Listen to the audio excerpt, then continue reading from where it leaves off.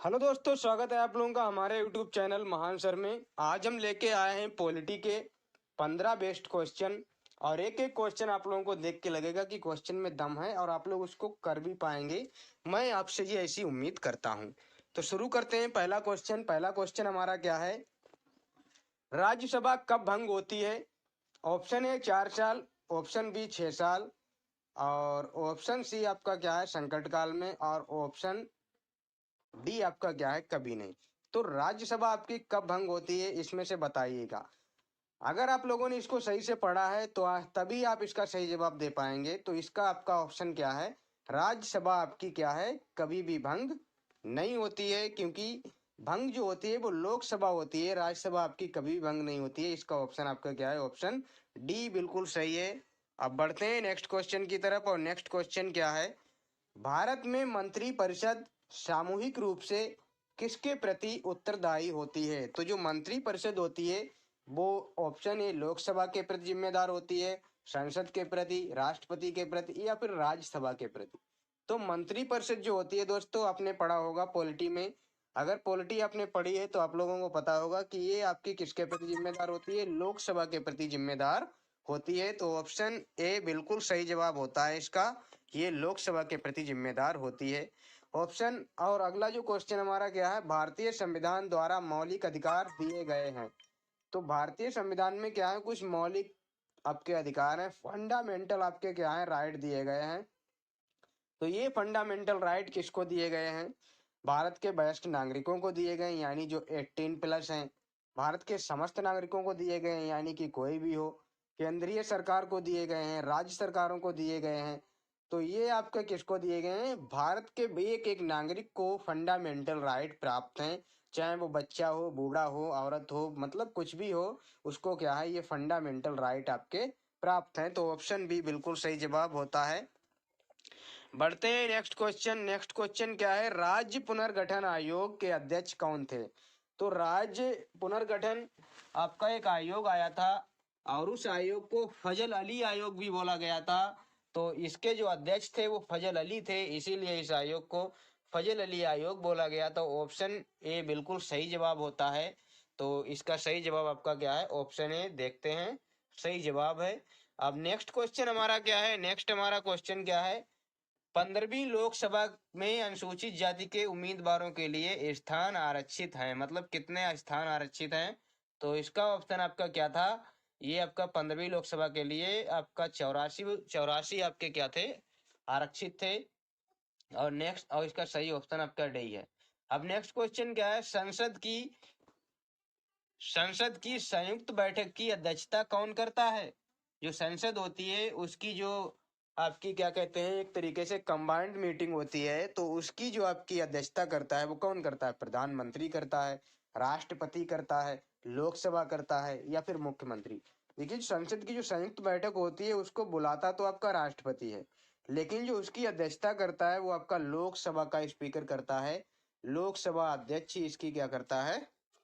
बैठक करता है। इसका ऑप्शन सी बिल्कुल सही जवाब होता है। बढ़ते हैं नेक्स्ट क्वेश्चन की तरफ। भारत गणतंत्र कब हुआ था? भारत कब गणतंत्र हुआ था यानी कि भारत का संविधान कब लागू हुआ था? तो भारत का जो संविधान लागू हुआ था वो 26 जनवरी 1950 को लागू हुआ था, और इसी दिन भारत की गणतंत्रता दिवस को मनाया जाता है।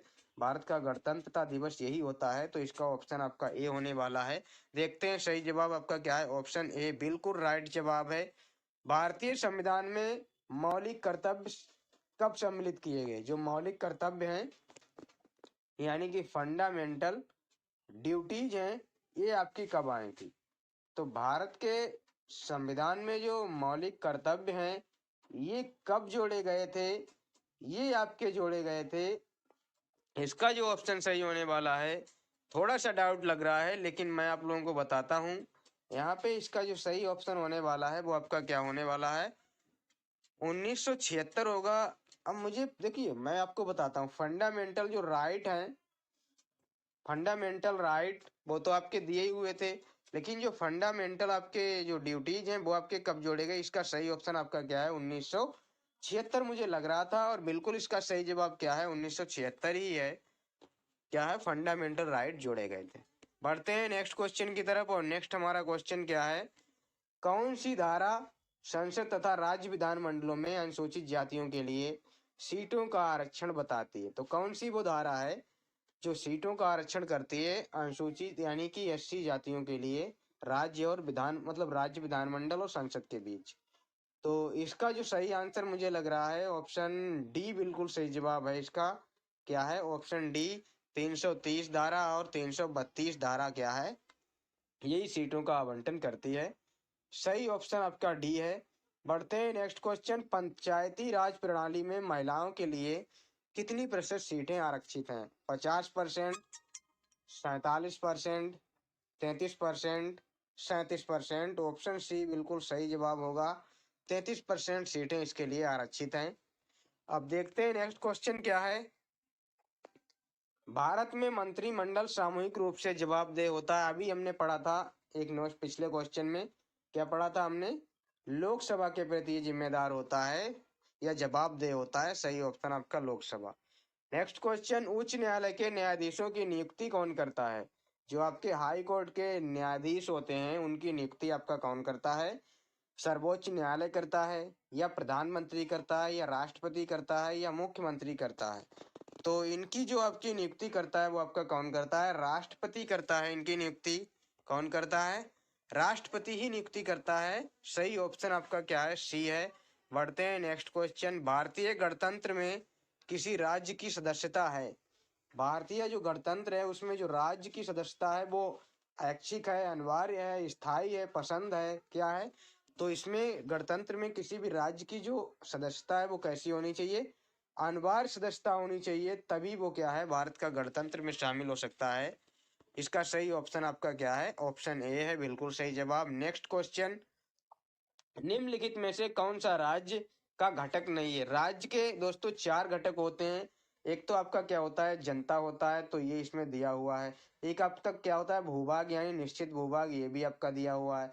एक आपका क्या होता है, सरकार होता है, सरकार जिसको गवर्नेंस कहते हैं, गवर्नेंस बोले तो शासन, ये भी हो गया है। एक आपका क्या होता है, संप्रभुता। क्या होता है? संप्रभुता आपका क्या होता है, ये आपका क्या होता है, एक महत्वपूर्ण तत्व होता है, और ये इसमें आपका क्या है, नहीं दिया हुआ है। तो इसका सही आपका क्या है? इसका सही ऑप्शन आपका ए ऑप्शन सही होना चाहिए। तो इसका ऑप्शन आपका क्या है? ए बिल्कुल सही जवाब है। देखते हैं सही जवाब। बिल्कुल सही जवाब आपका ऑप्शन ए है। नेक्स्ट और लास्ट क्वेश्चन क्या है, धर्मनिरपेक्ष राष्ट्र का अर्थ क्या होता है? ऑप्शन ए धर्म विरोधी राष्ट्र होता है, ऑप्शन बी धर्म विरहित राष्ट्र, ऑप्शन सी अधार्मिक, और ऑप्शन डी धार्मिक। तो इसका सही जवाब क्या है? धर्मनिरपेक्ष ऐसा राज्य होता है जिसका कोई भी ऑफिशियली धर्म नहीं होता है और वो किसी भी धर्म के पक्ष में नहीं होता है, किसी भी धर्म के विरोध में नहीं होता है। मतलब एकदम धर्म के मामले में वो न्यूट्रल रहता है, यानी धर्म विरहित राष्ट्र होता है, उसका धर्म से कोई लेना देना नहीं होता है। तो इसका ऑप्शन आपका क्या है? ऑप्शन बी बिल्कुल सही जवाब होता है। बिल्कुल सही जवाब है आपका ऑप्शन बी। तो ये थे आज के 15 बेस्ट क्वेश्चन। अगर आप लोगों को वीडियो अच्छी लगी है तो वीडियो को लाइक कर दीजिए और हमारे चैनल को सब्सक्राइब कर दीजिए, और साथ में बेल आइकन को भी क्या कर दीजिए, प्रेस कर दीजिए, ताकि वीडियो की नोटिफिकेशन आप लोगों को मिलती रहे। और अगर आप लोग, मैंने एक हिस्ट्री की प्लेलिस्ट बनाई है, मतलब प्लेलिस्ट क्या, क्लासें चल रही हैं उसकी, तो एक एक क्लास में डालता रहता हूँ उस पर। अगर आप लोगों को हिस्ट्री पढ़नी है बेसिक से तो वहाँ पे आप जाके पढ़ सकते हैं। वहाँ पे बेसिक से मैंने वहाँ पे शुरुआत की है। एक एक 3-4 मतलब लेक्चर हो भी चुके हैं उसमें, तो आप लोग वहाँ पे देखिएगा कितने लेक्चर हो चुके हैं और वहाँ से पढ़ते रहिएगा। तो मिलते हैं नेक्स्ट वीडियो में, तब तक के लिए धन्यवाद।